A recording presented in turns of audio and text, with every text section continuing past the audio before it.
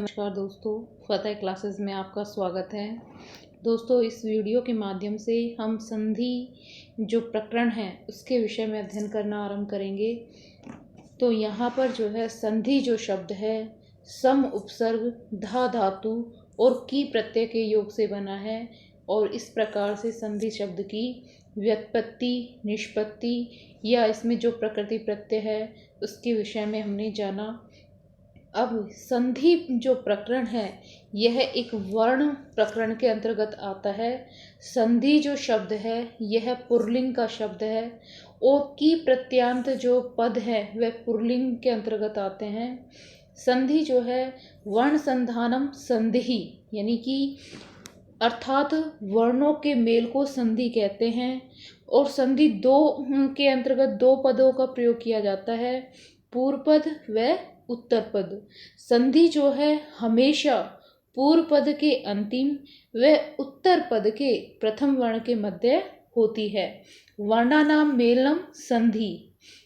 यहाँ पर जो है संधि के विषय में बताया गया है कि लोप आगम आदेश वर्ण विकारा व संधि। यहाँ पर जो है यहाँ पर प्रयुक्त लोप शब्द का अर्थ है किसी वर्ण का अदृश्य हो जाना लोप कहलाता है। जैसे बालका, बालका, बालकः हसन्ति, लस हसन्ति। तो यहाँ पर जो है इस विसर्ग का लोप हो जाएगा और हमारा रूप बनेगा बालका, बालका हसन्ति, इस प्रकार से। तो यहाँ पर जो है विसर्ग का लोप हो गया, इस कारण से इसे क्या कहेंगे? लोप कहेंगे। दूसरा वर्ड आया है आगम। आगम का अर्थ होता है आकर बैठ जाना। आगम को मित्रवत माना जाता है। दो वर्णों के बीच किसी तीसरे वर्ण का जुड़ जाना आगम कहलाता है। जैसे ई धन क्षति। यहाँ पर जो है ई के बाद तय वर्ण का आगम हो गया है और यहाँ पर क्षति है। अब इस तय के स्थान पर क्या हो जाएगा? च हो जाएगा और ये हो जाएगा क्षति। तो हमारा रूप बन जाएगा इक्षति। रूप बनेगा ई च छ और ती। यहाँ पर जो ये च है, पहले यहाँ पर तय का आगम होता है और तय के स्थान पर क्या हो जाता है? च होता है। तो यहाँ च का क्या हुआ है? आगम हुआ है, तो इसे हम आगम कहेंगे। दूसरा वर्ड है हमारा आदेश। आदेश को हमेशा शत्रुवत माना जाता है और किसी वर्ण के स्थान पर दूसरे वर्ण का आ जाना जो है आदेश कहलाता है। जैसे जगत धन ईश है, जगत धन ईश। तो यहाँ पर जो है इस जगत के तय के स्थान पर क्या आदेश हो जाएगा? द आदेश हो जाएगा। तो हमारा रूप बन जाता है जगदीश है। संयुक्त करेंगे तो रूप बनेगा जगदीश है। तो यहाँ पर जो है ये आदेश कहलाता है। ये हमारा आगम, आदेश और लोप, इन तीनों के विषय में हमने जाना। अब एक वर्ड है एकादेश, यानी दो वर्णों के स्थान पर एक वर्ण का बनना एकादेश कहलाता है। अब यहाँ पर जो है संधि के लिए कहा जाता है पर सनिकष संहिता, यानी कि यह एक संधि विधायक संहिता संधि विधायक सूत्र है और वर्णानाम अतिशय सन्निधि संहिता संज्ञक स्यात्, यानी दो वर्णों की अत्यधिक निकटता जो है उसे संधि कहेंगे।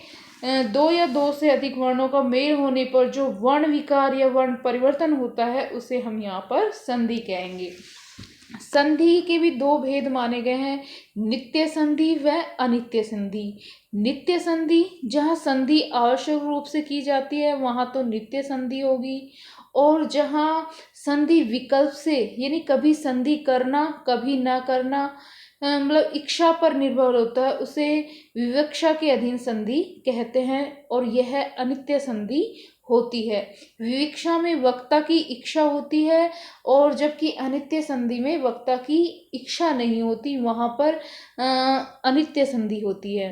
तो ये नित्य संधि हमेशा जो है, एक तो होती है यह एक पद में नित्य संधि होती है, उपसर्ग में नित्य संधि होती है और समास में नित्य संधि होती है।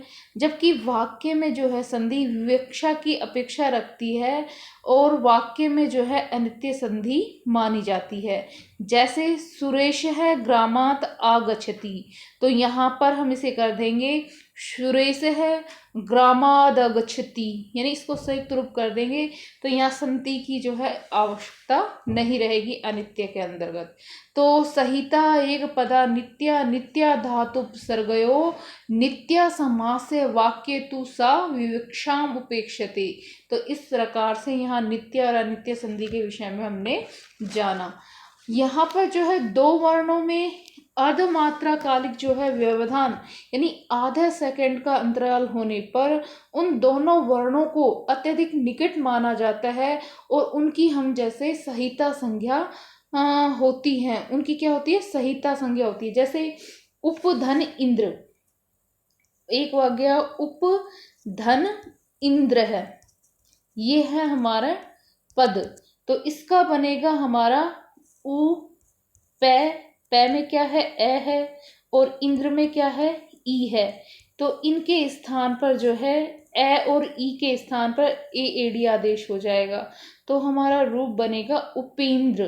क्या बनेगा, उपेंद्र, उपेंद्र, इस प्रकार से। तो इसके बीच में जो संधि कार्य है उसे सहिता कहा जाता है। अब हम जानेंगे, नेक्स्ट देखेंगे संधि। तो हम संधि की डेफिनेशन देखते हैं कि अर्थात वर्णों के मेल को संधि कहते हैं और संधि के दो पद होते हैं, एक पूर्व पद, दूसरा उत्तर पद। संधि हमेशा पूर्व पद के अंतिम व उत्तर पद के प्रथम वर्ण के मध्य होती है। जैसे गज, गज धन इंद्र है, तो यहाँ जो है गज में क्या है, जय, जय में अंतिम वर्ण क्या है, ए, और इसमें इंद्र में क्या है, ई द्र है। तो यहाँ पर जो संधि कार्य हो रहा है वह क्या कह रहा है कि अंतिम वर्ण के स्थान पर जो है पूर्व पद के अंतिम व उत्तर पद के प्रथम वर्ण के मध्य जो है होती है संधि हमेशा। तो यहाँ पर जो है ये संधि कार्य, इसकी विशेषता बताई गई है। संधि का प्रथम धर्म क्या है, सहिता है, और सहिता का अर्थ होता है वर्णों की अत्यधिक निकटता। नेक्स्ट देखेंगे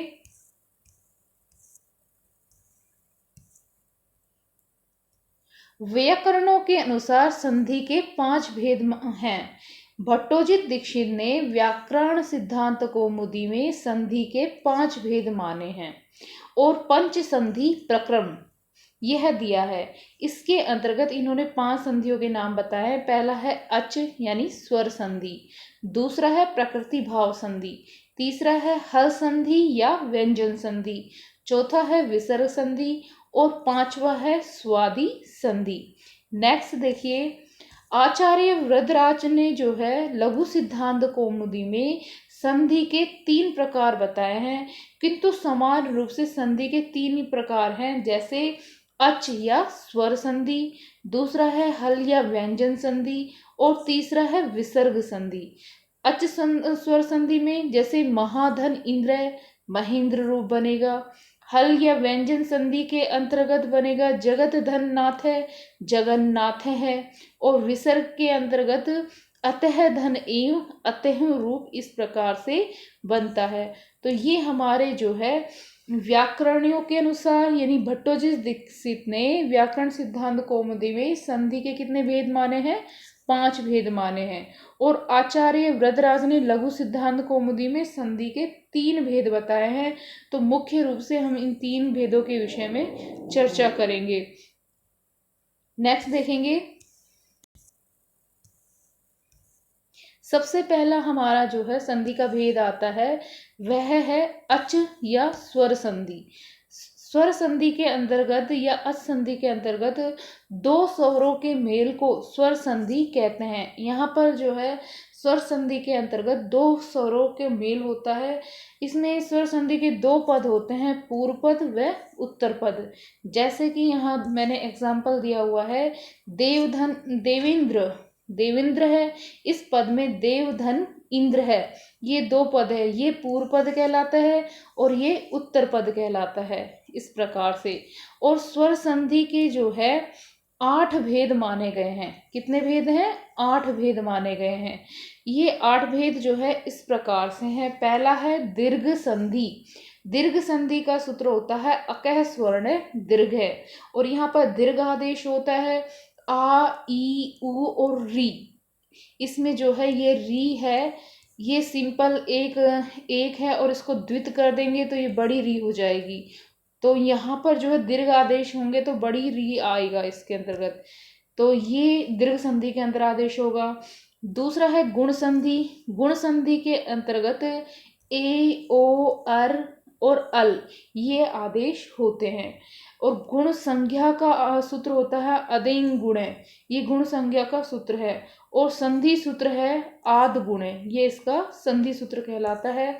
तीसरी हमारी जो है अच संधि के अंतर्गत आती है वृद्धि संधि, और वृद्धि संज्ञा विधायक सूत्र है वृद्धि रादेच।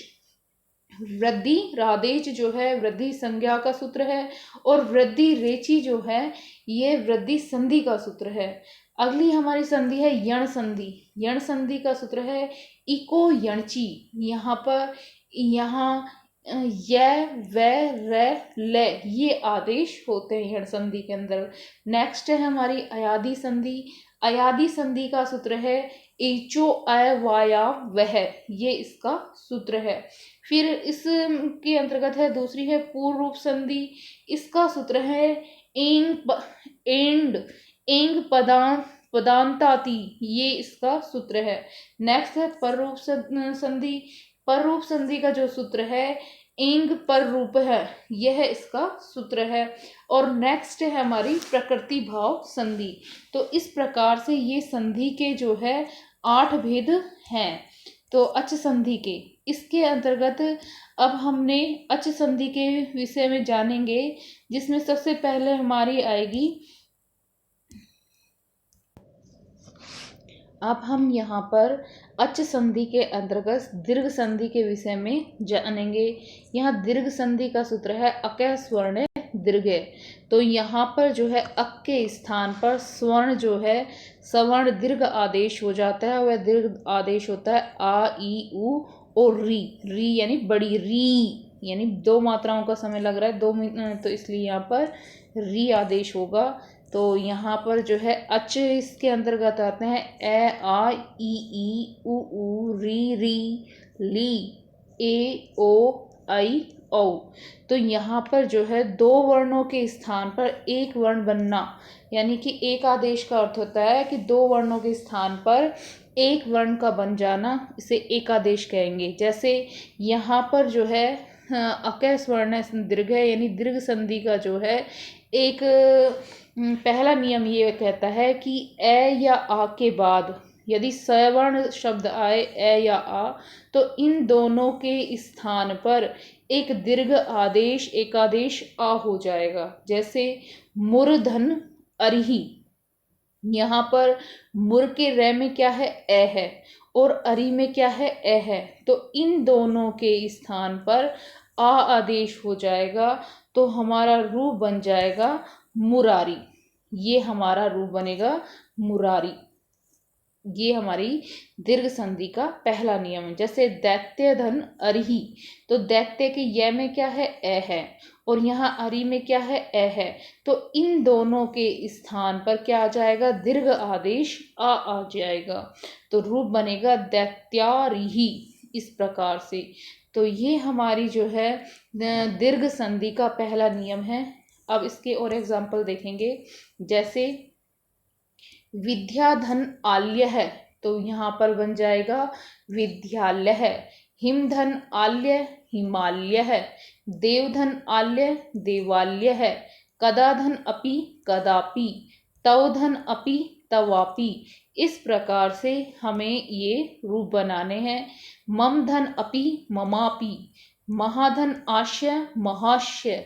यहाँ आ है और है के इसको अलग करेंगे तो यहाँ आ है और यहाँ पर भी आ है, तो इन दोनों के स्थान पर दीर्घ यानी आ आदेश होगा और रूप बन जाएगा महाश्य। नेक्स्ट है कदा धन अत्र, तो कदा में आ है और अत्र में ए है, तो इन दोनों के स्थान पर एक दीर्घ आ हो जाएगा, कदात्र रूप बनेगा। तुल्य धन आश्यम, तुल्याश्यम बन जाएगा। विद्या धन अर्थी ही यानी विद्यार्थी ही। और नेक्स्ट है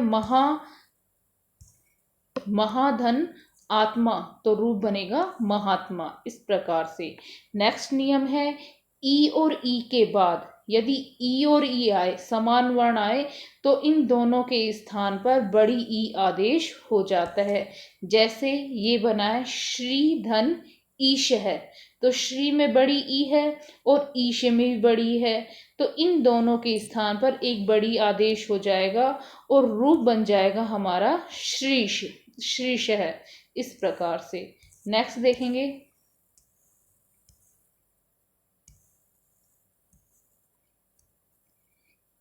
ये नियम कहता है कि ई और ई के बाद यदि समान स्वर्ण आए ई और ई, तो इन दोनों ई के स्थान पर क्या हो जाएगा, बड़ी ई आदेश हो जाएगा।